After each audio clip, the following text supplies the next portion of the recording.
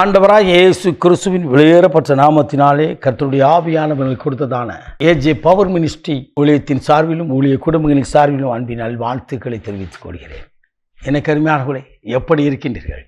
இந்த புதிய நாளிலே உங்களை முகமுகமாய் கர்த்தருடைய ஆவியானவர் சந்திக்கும்படியான ஒரு வாய்ப்பை, ஒரு ஸ்லாக்கியத்தை கர்த்தர் எனக்கு கொடுத்திருக்கிறார். ஹல்லேலூயா!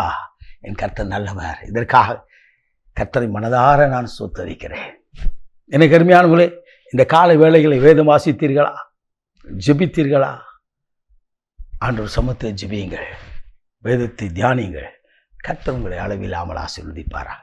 போகட்டும். எனக்கு அருமையானவர்களே, இன்றைக்கு கர்த்தர் கொடுத்த வார்த்தையை நாம் தியானிக்க போகிறோம். அவர்கள் துதி செய்ய தொடங்கின பொழுது. 2 குறிப்பேடின் புத்தகம் 20ஆம் அதிகாரம் 22வது இறைவார்த்தை. 2 நாளாகமும் 20ஆம் அதிகாரம் 22வது இறைவார்த்தை. அவர்கள் துதி செய்ய தொடங்கின பொழுது. அவர் தொடங்கின பொழுது, அதுவரை இல்லை. அதுவரை சூழ்நிலை எப்படி இருக்குது? அவர்களை சுற்றி யோசிப்பாத் ஜனங்களை சுற்றி எதிரிகள் முற்றுகையிட்டார்கள்.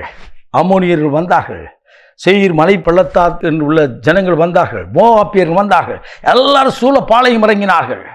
யோசிப்பாத்தோ கர்த்தருடைய சமூகத்தில் வந்தான், கர்த்தருடைய பாதத்தில் வந்தான். வேதம் சொல்லுகிறது, அவர்களும் அவர்கள் மனைவியும் அவர்கள் குடும்பத்தினரும் கர்த்தருக்கு முன்னதாகின்றார்கள். பாடுகளோடு, பாரத்தோடு, கண்ணீரோடு வருகிற என் அன்பு தாயை, தகப்பனை, பிரியமான தம்பி, தங்கை, உங்களோடு கர்த்தர் பேசுகிறார். உங்களோடு கர்த்தருடைய ஆவியான பேசுகிறார்கள். பாடுகள் மத்தியிலே, பாரங்கள் மத்தியிலே இந்த பிரச்சனைக்கு நான் என்ன செய்வேன் என்று சொல்லி கலங்கி நிற்கின்றீர்களோ, இன்றைக்கு கர்த்தருடைய ஆவியானவர் சொல்கிறார், அவருக்கு முன்னதாக இருந்து துதித்து பாருங்கள். அவருக்கு முன்னதாக நின்று துதித்து பாருங்கள். தன் ஜனத்தோடு ஆலோசனை பண்ணி அவன் தன் ஜனங்களை கூட்டி பரிசுத்தமுள்ள மகத்துவமான தேவனை துதிக்க உபவாசத்தை கூறி ஆண்டவருக்கு முன்னதாய் வந்து நின்றாராம். ஆண்டவருக்கு முன்னதாய் வந்து நின்றாராம்.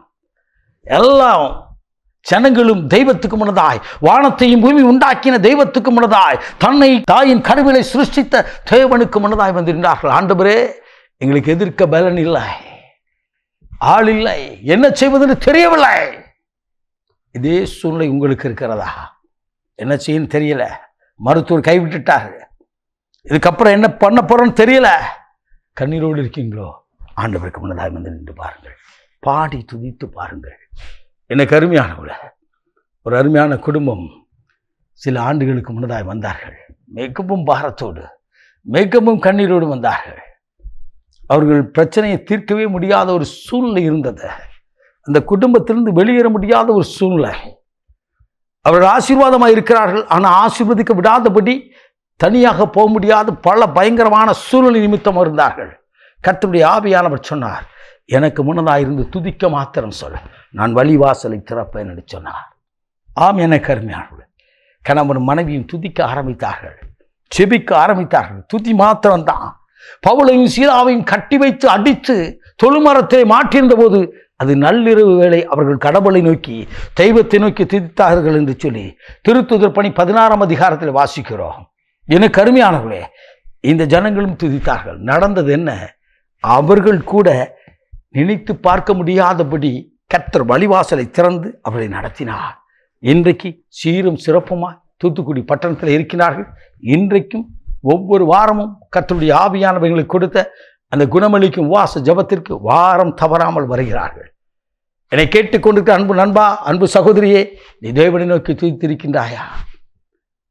ஆண்டவருடைய மகிமையை குறித்து, ஆண்டவருடைய வல்லமை குறித்து துதித்து பாருங்கள். அவர் இறங்கி வருவா, அவருடைய பிரசன்னம் இறங்கி வரும். உன்னையும் உங்கள் குடும்பங்களையும் உங்கள் கையின் பிரயாசங்களையும் உங்கள் கூடாரங்களையும் அவருடைய மகிமை மூடும்.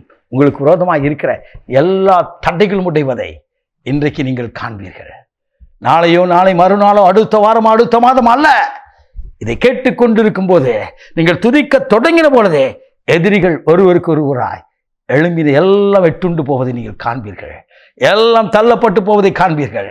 இன்றைக்கு உங்கள் துதி பரலோகத்தை அசைக்கும். பரலோகத்திலிருந்து தேவ மகிமை இறங்கும், தேவ தூதர்கள் இறங்குவார்கள். எல்லாவற்றையும் மாற்ற அவர் வல்லவராயிருக்கிறார். ஆண்டவர் சமூகத்திலே ஆயத்தமாக நிற்கின்றீர்களா? இல்லை என்று சொன்னால் தனக்கு விரோதமாக எழும்பின இந்த பிரச்சனையை பார்த்து ஸ்தம்பித்து நிற்கிறீர்களா? இல்லை, எனக்கு அருமையானவர்களே, உங்கள் நாவினால் துதித்து பாருங்கள். பரலோகத்திலிருந்து மகிமை இறங்கும். இப்பொழுது நாம் ஜெபிப்போமா. மகா பரிசுத்தமுள்ள தகப்பனே, இந்த அற்புதமான வேலைக்காய் சோதரிக்கிறோம். இன்றைக்கும் அவர்கள் துதி செய்ய தொடங்கின பொழுது இறங்கின அதே மகிமை, அதே வல்லமை இன்றைக்கு இதை கேட்டுக்கொண்டு பிரச்சனையோடு கண்ணீரோடு பாரத்தோடு இருக்கிற ஜனங்கள் குடும்பத்துக்குள்ளா இறங்குவதாக. நீ நேற்றும் இன்றும் என்றும் மாறாதவரப்பா. உடைய மகிமையான கரத்தை நீட்டி அற்புதம் செய்து மகிழ பண்ணும். அவர் நாவினால் துதித்ததை தகப்பனே, எல்லா கண்ணிகளும் கட்டுகள் உடைத்தெறிந்து உம்முடைய கரத்தினால் கொடுக்கிற ஆசீர்வாதத்தை அவர்கள் பெற்றுக்கொள்வார்களாக.